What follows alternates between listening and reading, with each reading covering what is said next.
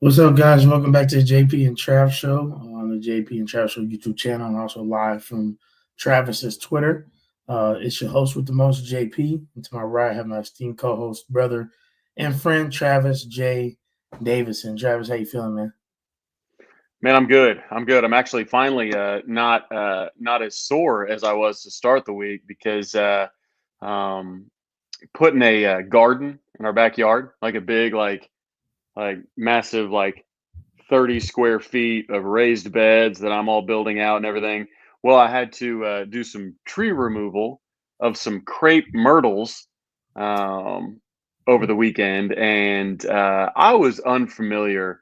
I don't have too much of a green thumb. I do enjoy growing things, family full of farmers, things like that.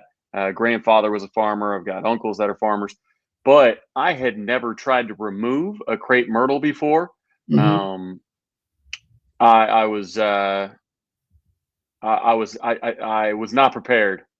I had some shovels, was ready to go, and it took me 2 days to get two of them out. I was digging all around it. I got some fireworks. I threw some fireworks under them after I got a bit lit those things. Was trying some small time demolition.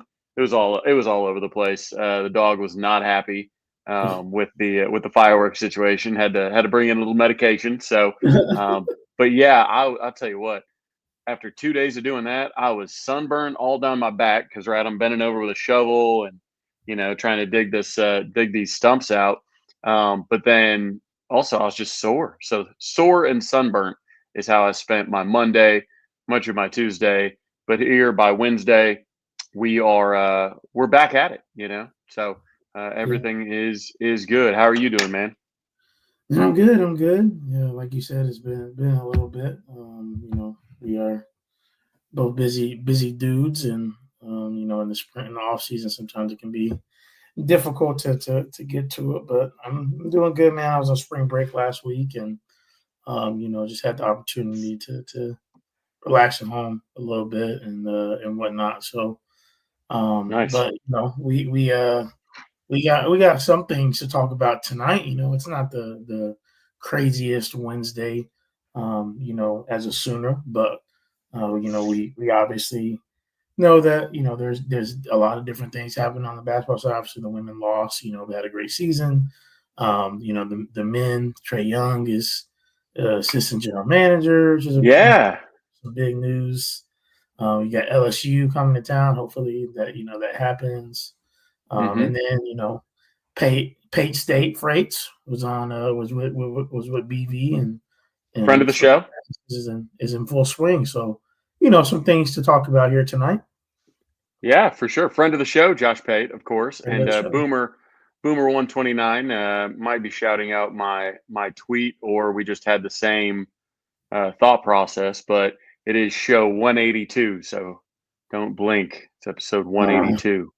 So a little bit of something, something. But yeah, I mean, uh, the Trey Young thing, right? I mean, exciting stuff. I think everybody when they saw that initial post was like, man, that 2:30 announcement, it's got to be Jeremiah Fears, right? NBA Today. Why would there be an OU men's basketball announcement on NBA Today if it wasn't Jeremiah Fears? And then, you start to hear a little bit of leak, this, that, and the other.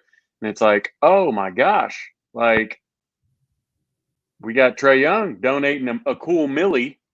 And then, and of course I already saw some of the comments. They were like, his contract's 280 million or whatever. How come he can only give a million? Like, dude, stop it. There, that's- JP, there are, I think there's a special circle in hell reserved for people who tell other people that they're not donating enough when they're not donating anything at all. yeah. And they're like, well, I, I would have, if I were, that wealthy, I would give more. Really? Are you sure? First of all, who's stopping you from being that wealthy? Now, Trey Young's not stopping you from being that wealthy. Just go out and do it on your own. So, anyways, yes, Trey Young obviously going to continue to play in the NBA. He became the fastest person to reach a certain level of points and a certain level of assists in a season since I think the 1990 season with Magic Johnson. So obviously all over it. Yes, Sooner Cowboys. Trey has already donated more than $1 million to OU. He has been extremely generous. His family has been extremely generous. He was a big deal in getting number one recruit Aaliyah Chavez to the Sooners. And this does a couple things, JP. Mm-hmm. It brings $1 million. Cool. It has OU men's basketball, much like the Jim Nagy hire. It brings it to the forefront. People are talking about it. People are talking about, NBA people are talking about Oklahoma basketball when they're not even in the tournament right now. It's like they're stealing a bit of the limelight from the basketball, crowd to say, hey, wait, Trey Young, what's he doing? Oh, he's doing this. Oh, Steph's doing that kind of thing. And Davidson, oh, that's cool. That's cool. So, like, it does that, but it also will help with recruiting. I guarantee you he's going to ask have some visitors with him at a football game at some point. Or he spent a lot. I mean, he lives in Norman. He's building a massive house out there out west. And then keep in mind, he's a Jordan Brand athlete. Now, we are Jordan's school. Oklahoma's a Jordan school. But the people that handle the specific player endorsement type stuff, the player brand side, is not the school brand side. So bringing it, becoming even more, immersed in the Jordan brand is only going to help with recruiting. It's only going to help with individual deals, things like that. Hopefully that Trey can help set up. Again, I'm sure Aaliyah Chavez has some Jordan brand deals that are coming down the pipeline. That'll be very exciting. Like Sooner Cowboys says in the chat, hopefully OKC wins an NBA championship as well. It's good time. It's good times for basketball here in the state of Oklahoma, unless you're Oklahoma State for the most part. Other than that, everything's real good. Man, Trav, I kind of feel like I'm in Oklahoma right now, man. We got some tornado sirens going off. Uh-oh. Up here in Indy. So, Oh, man. But, unfortunately for them, I'm from the state that invented tornadoes. My family. Exactly. Yeah, you built a little different. Built different. A little different. Well, it's hopefully you got a little screen on, a little radar, something like that. If the show knocks out, then I think I hope you took cover. The specific spot of the storm they're talking about is like 20 or 30 miles northwest of where I'm at. So I think I should be fine, but I definitely have friends in the area. So hopefully they're taking shelter. But yeah, I hope that I don't get cut out. If I do, I know that Trav can handle the rest of the show. But yeah, we'll see what happens. But we'll see. Trav, man, let's talk a little bit about Pate State Freights. As friend of the show, Josh Pate, and he goes by also my moniker JP sometimes. He was in Norman, Oklahoma, and visiting with one Brent Venables. Man, what did you think of their chat? Did you pull anything from it? And anybody in the chat, if you guys watched it, I'd love to know your guys' thoughts as well. I think it reiterated that Brent is long-winded. His longest answer was 18 minutes. I think it ended up being like 17:48. That's a long answer. Like, I know I get pretty yappy, and that's not lost on me. I talk a lot, but man, like 17:48. Like, could you imagine if you asked me a question on here and I talked for nearly 20 minutes? And you were just like big chilling, or if we had a guest and they were just big chilling and I was just 20 minutes, that's a long time to talk. Now, a long time. I attribute that to his just general excitement. He's very passionate about what he does. Every time there's a hire, whether it's Arbuckle or Nagy or anybody like that, they talk about the first time really talking with Brent about the opportunity. And it's just that he's on the edge of his seat. He's super excited. He's passionate, everything like that. So, that's what stood out to me at first. And then also when he was asked about calling the plays, I think it really came across again that he's extremely comfortable with it. It's where he's most comfortable. I think at times, I think at times because he's brand new to the head coaching position still. I mean, when you think of how long a guy has coached, I mean, you look at a guy that's coached for 30 years and he's only been a head coach for like 4.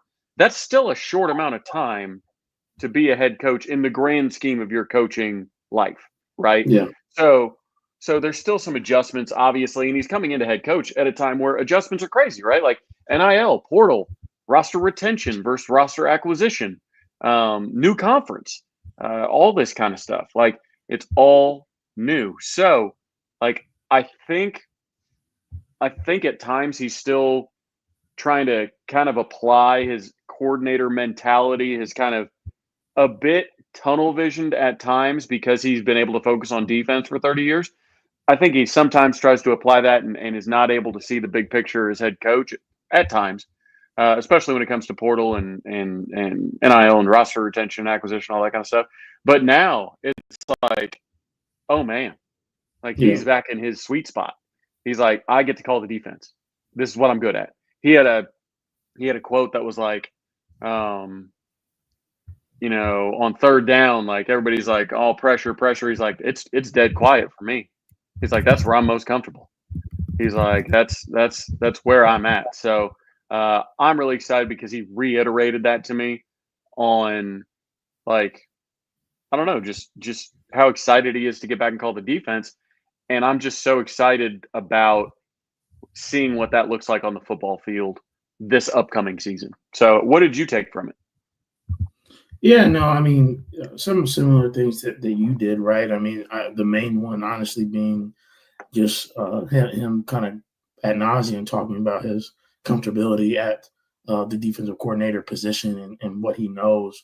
And I think, twofold, Sooners fans can take that, one of two ways. They can be very comfortable with that and just knowing that, hey, you have a Hall of Fame type of defensive coordinator, right? College football wise, that clearly has made his medal doing that, and so the defense is in good hands. Obviously, his handprints are all over it, regardless. But even just as a play call, right? Mm-hmm. Only 2 and 30 seconds. That's funny. But also the other part of that is it can maybe make Sooner fans nervous that he seems to want to go back there and want to be comfortable when maybe Sooner fans want him to be the CEO, want him to do these things. Yeah. Yeah. I mean, at the end of the day, that's true, Dink One. But in closing out my thought, I think that ultimately, with this new landscape of college football, I think that it is going to probably flesh out that we can probably rest in the fact that Jim Nagy is taking over a lot of, the general duties in terms of Mm-hmm. recruiting, in terms of player retention, in terms of those things. And BV will be able to focus on coaching. And yes, like I think he'll be able to head coach and generally be like, hey, here's what we need philosophy wise, right? And be fine with that.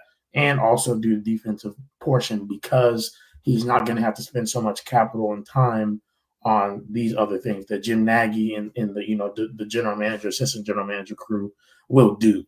And nothing against Curtis Lofton and the job he did and who he is, right, as a person. Obviously went on, but I think we would all say we're super comfortable with Jim Nagy in that role.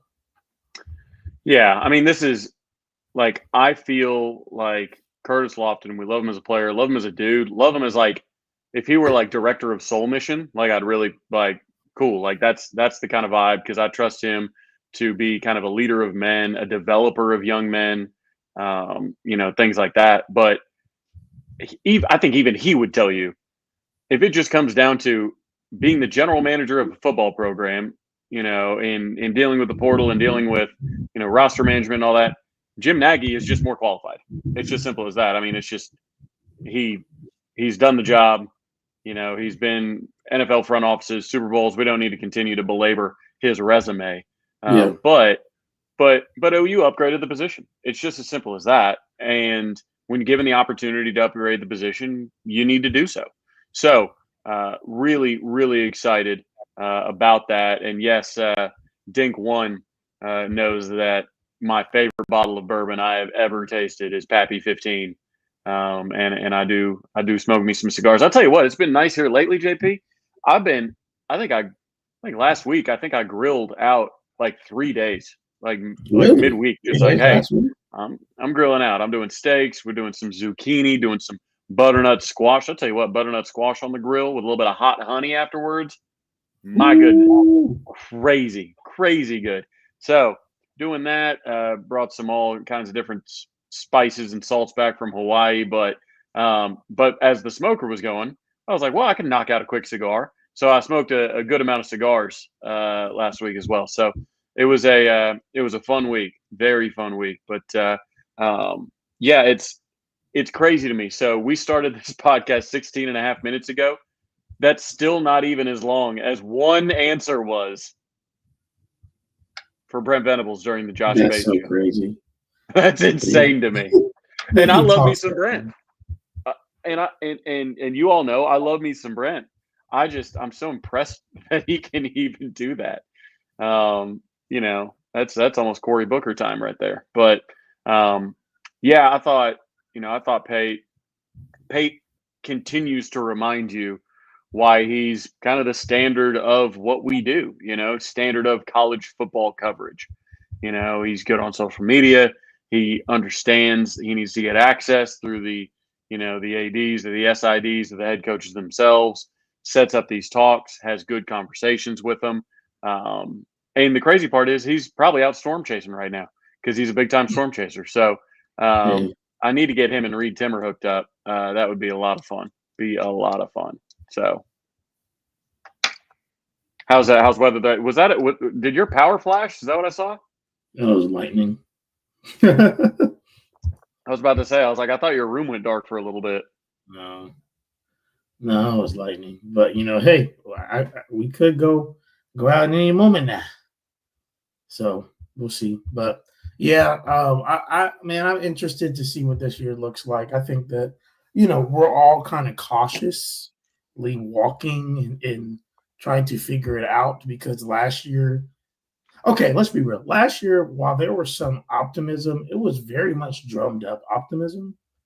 Um, Even if we remember, we were on here trying to tell people, hey, we were on here trying to tell people, yo, like, calm down. It's just spring practice because there was reports about right Jackson throwing a Bauer bunch of Sharp. picks, not looking good. Bauer Sharp not looking like Oh all these yeah. different reports out. The reports are not the same this spring. It's actually pretty refreshing. It's much better. That the offense is actually doing nice things. Now, I think obviously we need to take that with a grain of salt, especially considering last year. But I think we can probably confidently say it's definitely not going to be as bad as last year was. Now, I'm not saying Well, we're going to be a top 5 SEC offense, but we certainly won't be bottom of the run. what I mean, this is really Jimmy hits the nail on the head. Last year was wishful thinking, but it was optimism. It was, hey man, we've got the ingredients, right? We've got the 5-star quarterback, right, that's been in the system a couple years. We've got an offensive coordinator that's called plays at a high level in the past. Now he's coming off a head coaching job, but in the past, we had all the makings of something that could be sold as okay, we may be in good shape. Then the Yeah. injuries happen. Then the inexperience, shows up. All this stuff, and it just doesn't come through. The difference to me is we've got Ben Arbuckle, who is fresh off being a Broyles finalist, best coordinator in the country, great OC. We've got a quarterback that is fresh off leading the entire country in touchdowns, who's running the same offense. We've just got it. Just looks a lot more like 2023 to me. Just kind of picking up that speed of not having a lot to teach the quarterback at least. Because keep in mind, when Dylan and Jeff Levy showed up in 2022, like they had not been together for a while. Yeah. Like, yeah, they still knew each other, had a good, relationship, everything like that. But they had each coached and played separately for a time, since then. So I think having Arbuckle and Mateer come right away. I still have a lot of questions about the tight end position. We can get into this when we talk spring portal. But I'm probably higher on running backs than a lot of people are. if you see this over here, it's because the dog is whining a little bit. I'm sure you can hear a little bit of little Miss Cleo right here. So just keeping her calm because you never know, storms might be rolling through too. So Indeed.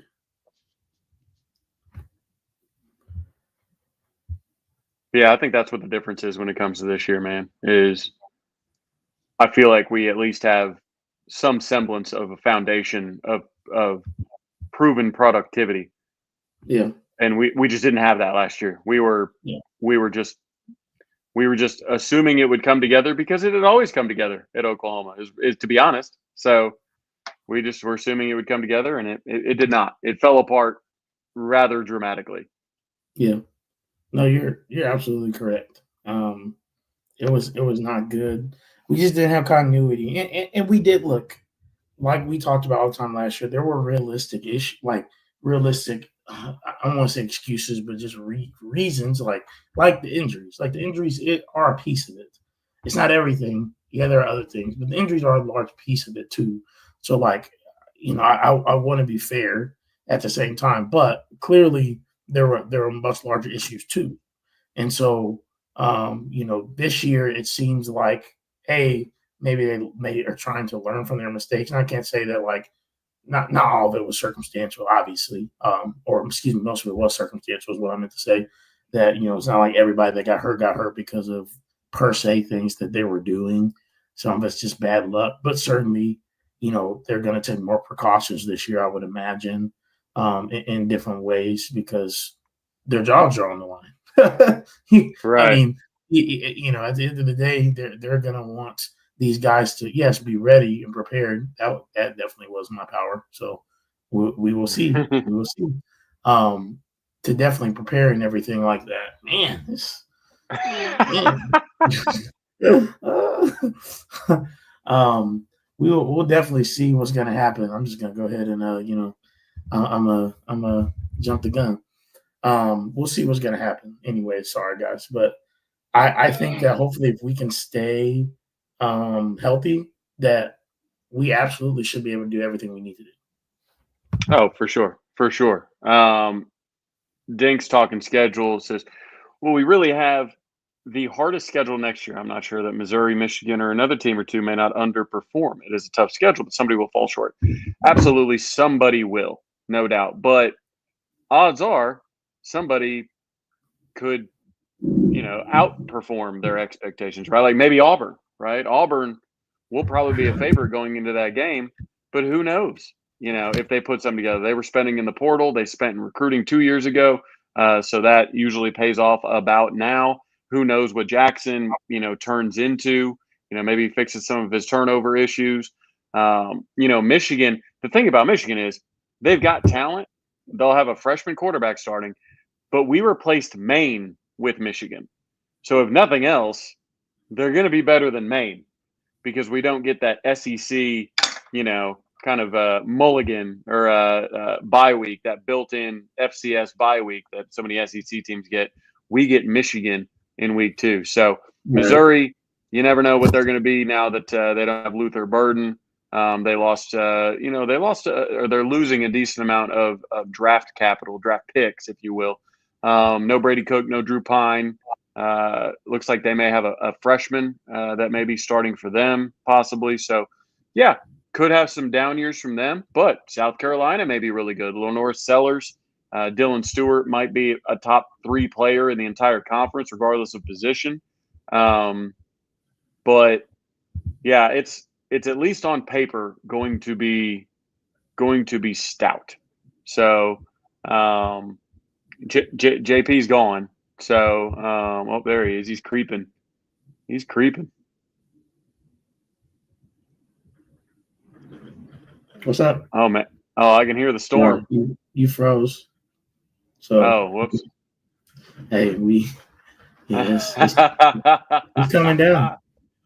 It's coming Yep. down. So Yeah, it's moving. um, It might be a 35-minute show tonight to make sure JP can be safe because that's Hey, what we want to make sure. if it gets bad enough, I'll hop off and go be with my family. But I think we're okay for now. But yeah, no, let's man, let's chat a little bit too, just about what do we think about what we've heard this spring already. I know we talked a little bit about the offense and stuff like that, but what about defense and kind of what's going on there? Yeah, I mean, theoretically, a year for Brent Venables defense should be good. Everybody should have plenty of time in the system. They're not dealing with the same turnover that they dealt with in 2022 and 2023, even 2024. So you've got a big time playmaker like Kip Lewis, as Captain Tripp says. You've got a guy like RSJ, who's one of the best safeties in the country. You've got R. Mason Thomas, who's one of the best edge rushers in the country. You've still got Dominic Williams in the middle and Grayson Holton in the middle. And you've got dudes, David Stone and Jaden Jackson. You brought in Marvin Jones Jr. You're waiting for five-star PJ to get it popping, if you will. You've got, again, Sammy Omosigo. You've got Kobe McKenzie, who's played good amount of football for you now. And then, you've got the safety room is absurd. You've got RSJ, but the trio of Hardy, Jaden Hardy, old Mikey Boganowski, and Reggie Powers, that's a crazy room. Now, corners, we'll see. I think you're good. If you run with a two deep opening week of Gentry, Eli Bowen as your starters, and Jacoby Johnson and Cortland Guillory as your backups, I might feel fine about that. It's not going to be as loaded as our other positions, but going to be tough to find somebody to to come be a depth piece as the corner. You know what I mean? Like in the spring portal. I don't know. What do you think about the defense? Yeah, no, I think the defense is, going to be salty, right? And we talked about it a little bit the other week about the safety position specifically. But the defensive line, I think, is definitely going to be the strength of our team this year. And the secondary is just young. And that doesn't mean, everything. Obviously, it means they're unproven. A lot of them are, but except for RSJ, really. But at the end of the day, unproven doesn't mean bad, right? And I think that you coined the term, unproven doesn't mean bad. Back when in 2022, after 2022, excuse me, when everybody was worried about our wide receiver room, right? And in 2023, what did that wide receiver room do?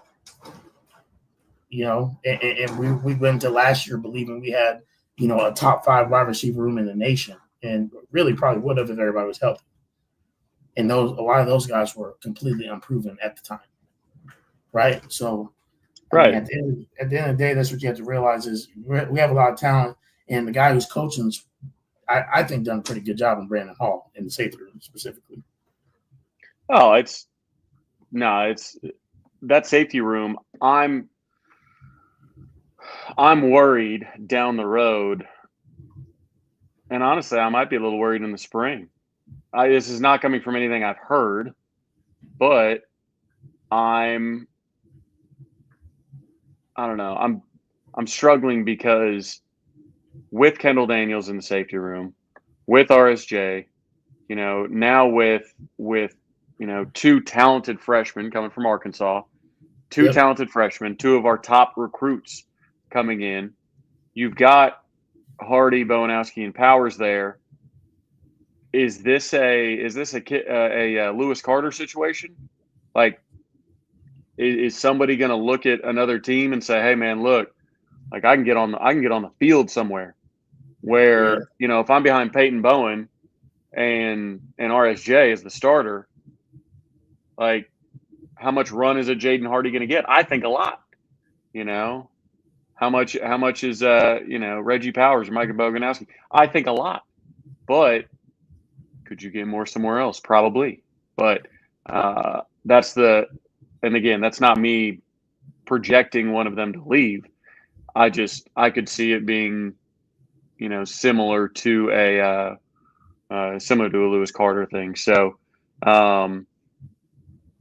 Um, any tips for grilling scallop and shrimp on the grill? So scallop, I like searing. I don't grill them too often, but you just want to get a little bit of that sear, that hard kind of crust on a little bit, and then flip. Once you get crust on both sides, they're big enough to where they're cooked. You're good to go.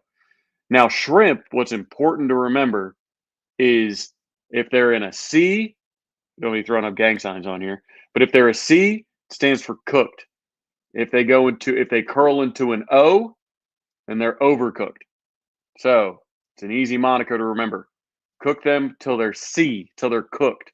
You'll get them rubbery if you cook till all curled up. So just remember that whenever you're cooking those. I'm a big citrus, salt, spice guy when it comes to that. Unless you're a savory person, then just continue to brush with butter. So um, glad we're knocking out the important things here on the JP and Trav show. Cortland Guillory, I imagine hype real. Parker talking about him as the third corner and listed him as the second best corner in the team today on air. I think it is. I think from everybody I've talked to, Cortland Guillory is the real deal. Obviously, I lean on some of these guys like Parker, that has talked about it. But, yeah, I mean, he's got size. That was a guy that Texas really, really wanted. He was always going to be a guy he was circled kind of in the recruiting class as a guy who might make an immediate impact and really, really excited about his upside. Like I said, I just said I'd be fine with him being on the two deep once, fall started.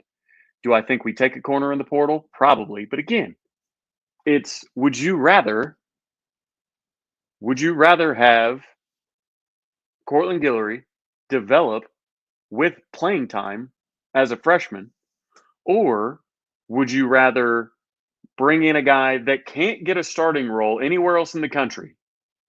Because if you can get a starting role anywhere else in the country, you're not coming to Oklahoma to be a backup. That's how we ended up with Davis Bevel. Like, if you are just trying to get depth, you're going to get a guy that's going to be a backup because he's not starting over Eli and he's not starting over a healthy Gentry.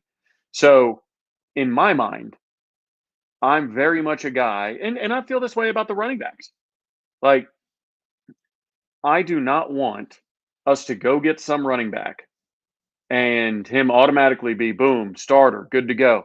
After what we saw from Xavier Robinson in flashes of Taylor Tatum last year, Javante Barnes, is finally healthy, and Gavin Sawchuk has shown flashes. Like, you have enough in that room to where I feel if you get good offensive line play finally, that you're good. I think it's unfair to judge our running back room based on last year's offensive line and last year's offensive coordinator and play calling and all kinds of things like that, not to mention some health issues. And who's entering the portal that's got a good situation and is truly a difference maker to come start. You know what I mean? Is a Quinshon Judkins coming by and saying, "Hey, look, I'll be your RB1." I don't know. Is Jim Nagy gonna be okay paying big bucks for a portal running back? I don't know. Probably not. So that's how I feel about the corner position. I would rather just have the kids that committed here out of high school that are already showing out develop instead of bringing in a person who may have had issues somewhere else that knows they're not going to start to sit there and be a depth piece and either cause problems mid-year because they aren't getting the playing time they had hoped to whenever they got the NIL deal, save some money. First of all, I mean, let's be honest. This is 2025, JP. You got to save that money like Lil Dicky. So, like, with that, save that money. Why are you spending money on a depth piece in the corner room instead of just letting Cortland Guillory get as many reps as he can and go get it? I mean, that's how I feel about it. How do you feel? How does the chat feel about positions that you need to bring in the spring portal? Yeah. I mean, I would agree with you that cornerback is definitely a place to look. I'm really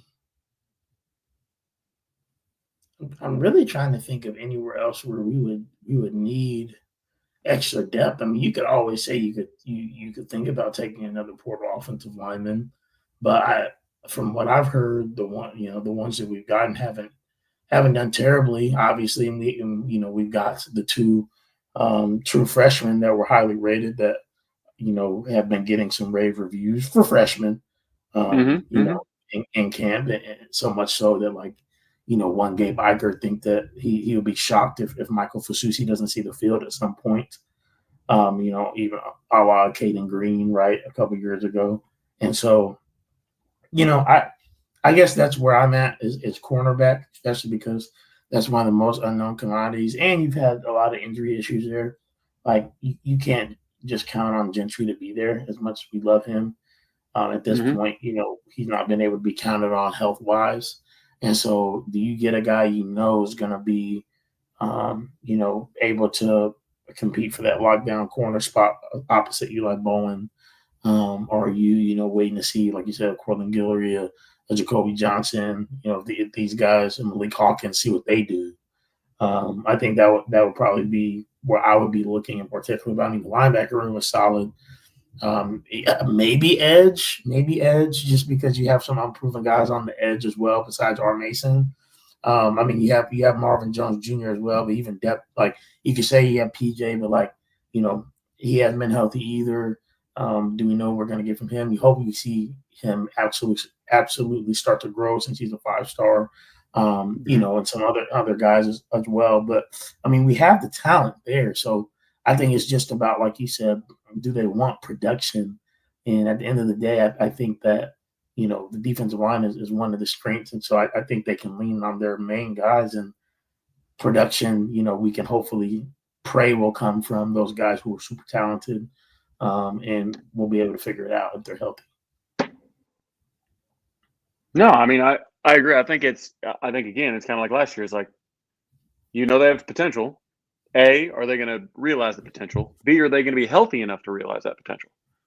I think they're changing some things. I think even some player interviews they talked about changing them some things to make sure that they're healthy whenever the season comes around. But my buddy Eugene Queener here says aren't all spring portals backups at best? Typically, yes. I will say last year we landed 2 in the spring portal. One was Branson Hickman, who, again, with an injury to Troy Everett, was the only reason we got him. He obviously was injured throughout the year. Troy Everett got his job back once he got healthy. But Branson Hickman was on some watch list, was on the Outland watch list. He had made 30 starts at SMU and was actually the top-rated center in the portal. But again, the only reason that he kind of entered the portal, I think, is because Oklahoma all of a sudden needed a center. So Dominic Williams, but it wasn't a big class by any means. So, but yes, to your point, I mean, it would have to take some tampering after spring, and you would have to go take somebody else's starter to come and really feel good about who you're bringing in. But I'm trying to think of, I mean, who all came in the 2023 spring portal? I forget, to be honest. I do too. I mean, I'm trying to think of when they came in the. I mean, Damon Harmon left in 2023. We got Emeka Megwa. Let's see. Derek LeBlanc left. Dejon Terry came. It doesn't have dates with their enrollments, but I'm trying to think. Troy Everett obviously came that year. Yep. Hey, Connor Neer, Brandon Thompson came from Texas that year. The bigger spring pickups, Troy Everett. Josh Eaton left. Corey Roberson was Dominic left. Williams the spring get? Stevie said we had that happened live. Yeah, that was a fun night. Reggie Pearson, came over from Tech. Jaden Davis left. Micah Bowens left for Charlotte. Colin Montgomery left. Jermarian Burt. Let's see. Yeah, I'm trying to think. I think all of these are pretty much. 4/15/2023. Troy would have been a spring get. Yeah, interesting. Josh Ellison, remember that one? Clayton Smith left. Man, Jacob Lacey. He was a grad. Walter Rouse. Yeah, it's pretty crazy. Just I remember Philip Paya coming to some camps when he was just rumored to be visiting OU, and he was already helping out with camps. So I remember taking a picture of him at a camp and being like, I'm pretty sure Philip Paya is committed because he's helping out with drills at a Brent Venables camp here in the summer. So tornado on the ground in Grafton, Indiana. How close is that to you? That is 3 hours away. It's Southwest Indiana. Like it's honestly dang near Illinois. Okay, good. But yeah, I mean, spring get you can swing for some starters, but that's my whole issue is you can go swing get a starter at tight end. I got no problem with that. Where else are you getting a starter? Yeah. You're not getting a starting corner because I don't think anybody's starting over Eli or Gentry that have been in the system. And Gentry, obviously, when healthy, is like a first round pick type guy. Yeah. But yeah, I don't know. We've seen that. So let me ask you this, Trav, and let me ask the chat this. I mean, let's tentatively just think about this. With what we've been hearing about, shut up, Boomer 129. What we've been hearing about, John Mateer in the offense. I mean, what do you guys think the offense needs to be like total offense wise, or total offensive ranking wise, for Oklahoma to be a fringe playoff contender? So that means 9-3. Okay, I'm gonna look up exactly what our total offense college football was a year ago. Hey, guesses. If you guess it right, give you a shout out next week. Everybody guess right now before Trav gets the number, what was our total offensive ranking last year? I feel like I said it the other day. Need to go to a site that lists. There we go. Oof. I got to scroll way too far for this. I'll give the chat 20 more seconds to get answers in. We ain't got one yet. Okay, here we go. A couple. 116 from Jimmy, 127 from Kirby, 124 from Captain Trips, 115 from Sooner Cowboys. What we got, Trav? 127 from Boomer Gunner. We were 97th, so better than many think. What? But yeah, I think I'm going total offense.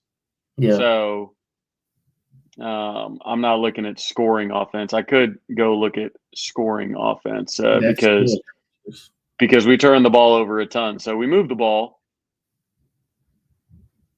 but we did turn it over a bunch, and we relied on a lot of defensive scores. Yeah. All right. So this is points. Oof. Maine skewed it. Honestly, they did. Like Maine moved us probably 20 up. Yeah. Okay. So, I was looking 24 points a game on the dot, 97th in the country. 97th in the country. So that being said, in order to go 9-3 this year, where do you think we have to rank?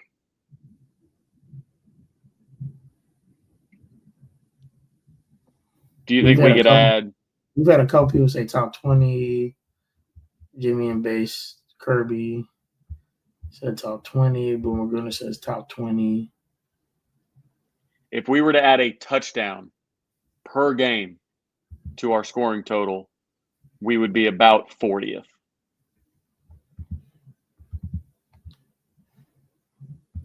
Man, I think if our defense performed anything like they did last year, I do think that we could be like, I do think we could be top 40s. That is generous. Top 30 definitely.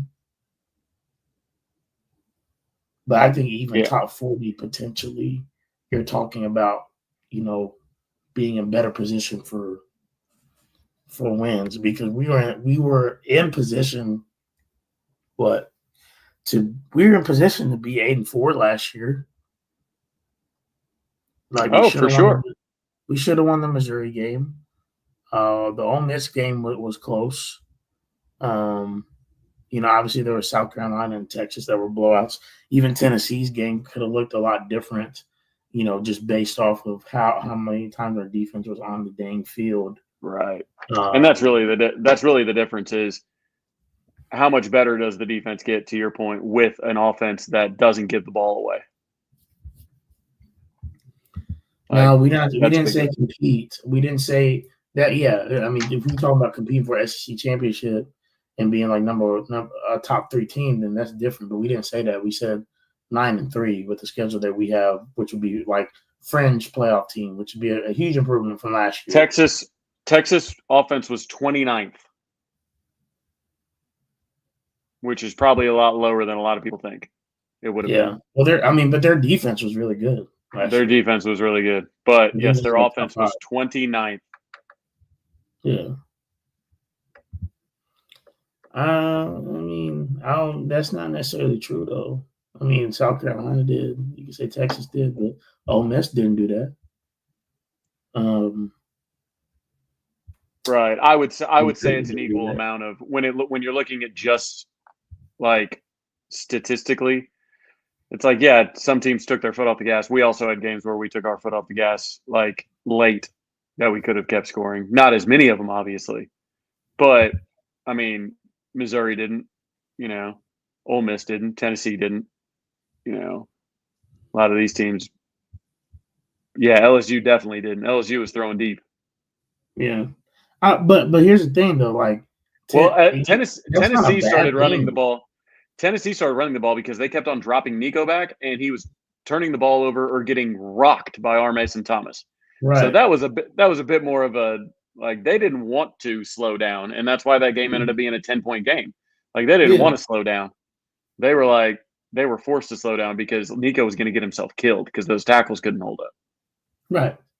Which is the thing, which is owed to I think our defense is that like, they people felt like they had to take it off because hey, we don't to be honest with you, if they didn't think much of us, then they would have been like, in my opinion, would do what LSU did because then, especially at that point in the year, LSU didn't knew that we weren't going to do anything offensively. Oh yeah, yeah. I mean that's kind of what it's kind of the depressing part about it was we were so inept on offense. They were like, "Oh, just give it back to him. It's good. We're good." I still can't believe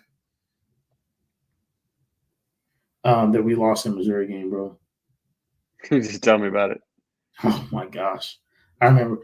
that was peak. That was peak Kirby being on his man. Get BV out of here, man.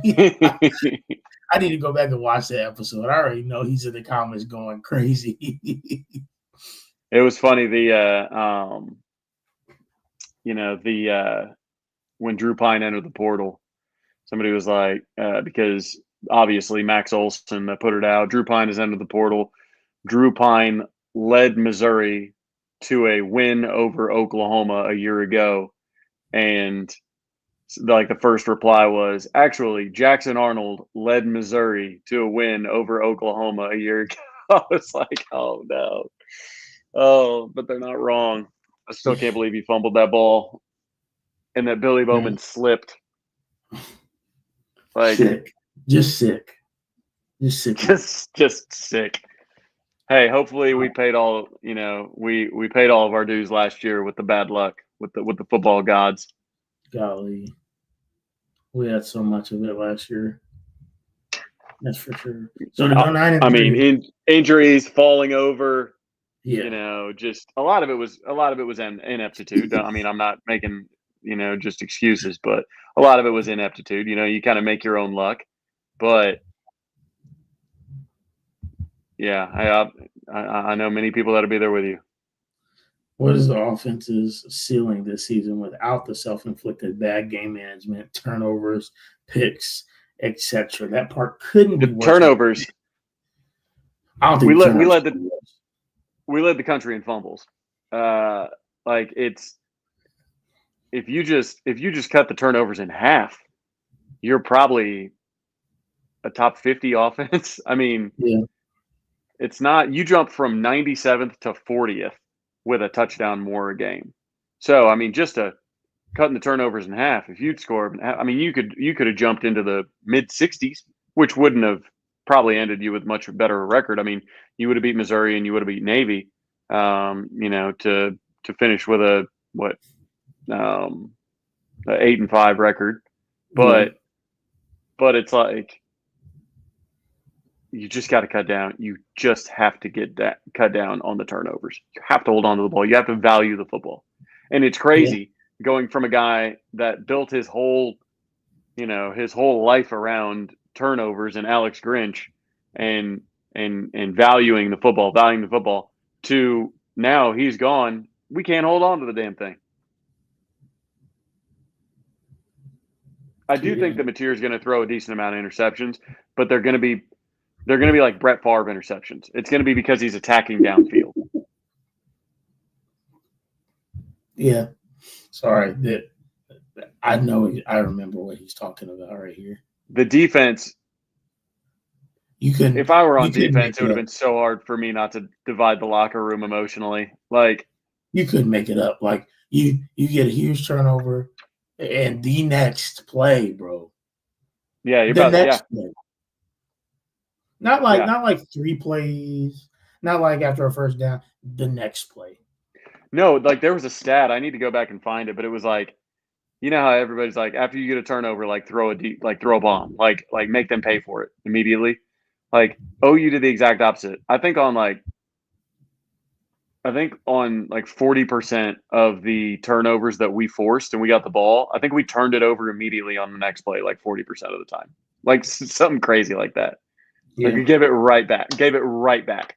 It happened so much. We knew that it was going to happen. Like in the Missouri game, I just knew something bad was going to happen because it had all season. And yeah.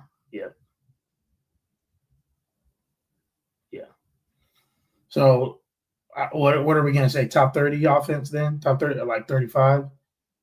Then is what we need to be 9-3? Yeah. I would say you get to like top 40, top 35. You're looking at maybe even like a 10-win season. Again, it's all situational, but I think the defense really. I think you could roll out like a top 10 defense this year. Yeah, indeed.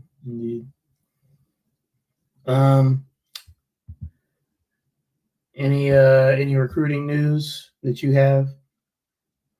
Not really. I mean, I talk with people on the OU side, and they basically say a lot of recruits, unfortunately, are in a holding pattern. A lot like like you can't blame them, right? I mean, they think that they're going to get a very busy football season. Going to be kind of a slower summer, but they know that a lot of kids are waiting to see what goes on with this Arbuckle offense.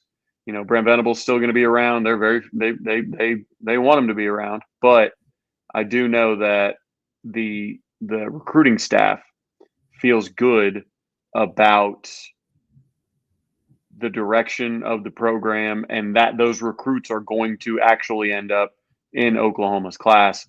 But they know that they're just going to wait. They just want to see what it looks like first because they know they can't take other visits, right? So they're like, hey, let's go ahead and get this in the boat. So anyways, that's what I've been talking about. I haven't really had conversations with anybody inside the the Switzer Center, if you will, since the day that Hatton committed. So yeah, but even that conversation was, hey, we're going to try the rest of the year to get him on board. Like we think that if we have a good season that he's going to get back in the fold. He just kind of needs to see it to believe it, which I get it. Yeah. That makes sense. It makes sense. I know people are interested in Bo Bentley as well, and obviously being in his top 3 is big. Yeah, I mean that one's going to come down to the wire, obviously. So I think you still got Jaden O'Neal on the boat. I know he's taking a visit, but moving to Mustang, pretty crazy. Move out here and then go commit elsewhere. OU is. Yeah, but this feels it's different. Like that, Yeah. like it feels different from like a I don't know a parental situation. I'll Yeah. leave it at that. But Yeah. I feel you. at least from what I'm told. But now I think OU's going to be fine at quarterback in this class, and really OU's going to be fine as long as Ben Arbuckle is the OC and quarterback coach. We're going to be fine at quarterback. Like it's Yeah. just don't worry about it. So Yeah. the day one of the draft, I'm hosting Joe C in the OU Club of Tulsa event. You guys need to all, if you're anywhere near Tulsa, come to the OU Club of Tulsa's event at the end of the month, last Thursday of the month. And we are hosting Joe C at Baxter's downtown. Go to OU Club of Tulsa's website, social media, whatever. Come through. You'll be able to get your questions into me to ask Joe C. I will have them screened. So sorry, but It's a big time. yeah, it'll be a lot of fun. We're doing a lot of really cool stuff with OU Club of Tulsa and having more events and things like that. So I've got to pay some bills real quick. So I'll do my little ad read. And move this up so it doesn't fall over. All right. So I'm doing more national shows now, obviously, with some SEC Unfiltered and that SEC podcast, Cousin Shane and them. So it's important to look my best when representing Sooner Nation. So some of you know Easton from my social media. He's been my barber for nearly 10 years, and he's been working at Boardroom Styling Lounge for a while now. Fine folks over there are letting me give 20% off your first service to all JP and Trav viewers. Go into any Boardroom Styling Lounge nationwide. Use the code TRAV20 for 20% off your first service of your choice. Some of you that follow me on Instagram saw me get the old unibrow wax. Make sure I wasn't out here looking like Anthony Davis. Taking care of that. So it's fun. You just go in there, and they've all got pool tables in the middle. So I was playing a little pool today during the or after the haircut with my barber. So go check them out. They've got like 46, 47, 50 locations all throughout Oklahoma and Texas and Midwest, all over the place, really. But Boardroom Styling Lounge, new customers, code TRAV20 for 20% off first service of your choice. Go check them out. So, other than that, we're creeping in on the hour. So, you got any last words? No, I mean, I was gonna say obviously I haven't been this year super duper tapped into the recruiting space, just for different reasons. But the one I am definitely tapped into Braxton Lindsay is Braxton. That's one of my best friend's little brothers, and so he had an unofficial to OU last week. He enjoyed it a lot, and I think you can go read, Parker's write up on OU Insider if you want. I won't, spill too much necessarily, but I will say definitely it's probably going to be between us and BYU. Oh yeah. And BYU, he is a Latter-day Saint, and so I think that they have some things that are certainly enticing to him. But I also know that I know for a fact that Jim Nagy really likes Braxton. And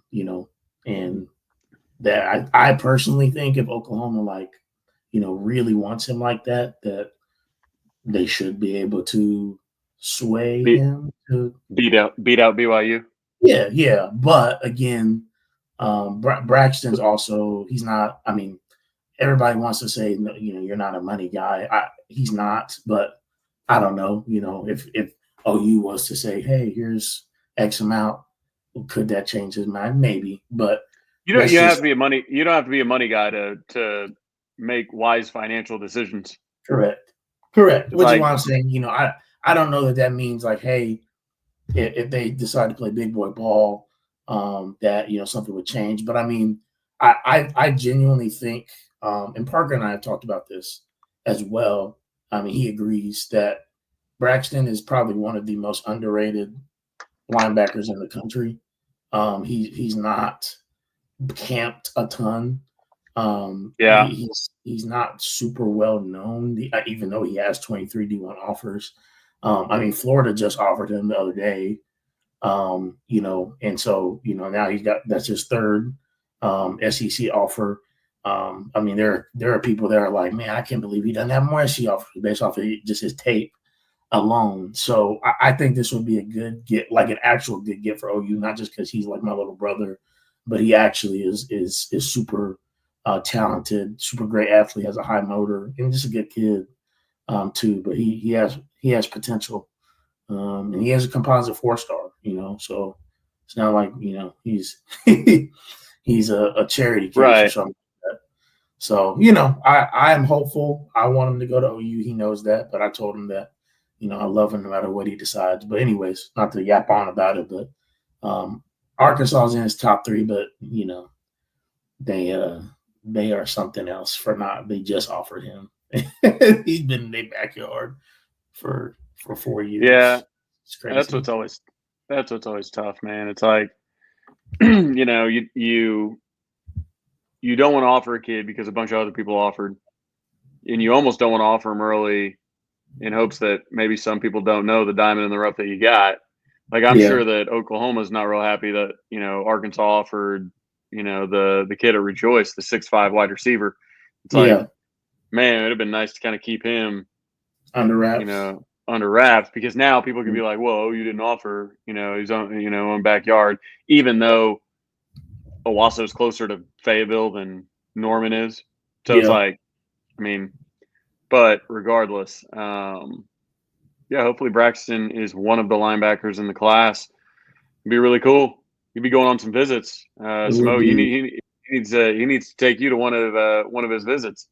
Hey, his yeah, his mom definitely would like me to come down. So she was telling me. She called me after the visit and was kind of telling me all about it. So yeah, I would love nothing more than for him to be at Oklahoma. Before, It would be. I think you were down before I was media. I got to go on a visit with Gentry, and Oh, Dwight did you? Dobbins is trained. Well, because I think, weren't you and Tattoo sitting, and I was on the field with Dwight? Yes. Yep. I remember. Mm-hmm. Yeah, so my buddy Dwight Dobbins is he played at TU, but he's big time defensive back trainer here in Oklahoma. He's actually a coach at Owasso now. But anyways, yeah, it's fun to go on visits, man. Really fun. It was funny because I walked into the Switzer Center and I was just like Gentry's dad or whatever, and they looked at Gentry's dad and I obviously don't look alike, Yeah. but they were like, "What, Thomas Williams?" And they look, and it was somebody who recognized me. They're like, "Travis?" I was like, "No, it's me, Mr. Williams. Hey, appreciate you." Yeah. And they rolled right in. I was like, "Oh, whoops." People are looking at me Appreciate you. like, what are you doing here?" I'm like, "Hey, don't worry about it." I'm like, I've known this kid. Don't worry about it.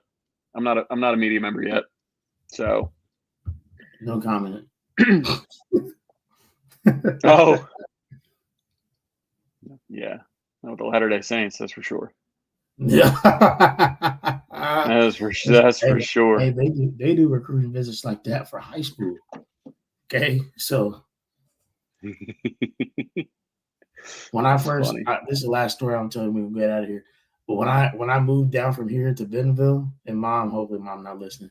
When I moved down to Bentonville, because Bentonville is a 5,000 student school. It was at this point. They had split to Bentonville West, and Right. so they was I was a basketball player, so they was showing me the ropes and everything. Then I made the team, and so as soon as I made the team, man, like the first, literally the week after, bro, I was at this party, and it was crazy. Like the amount of people that got brought up to me.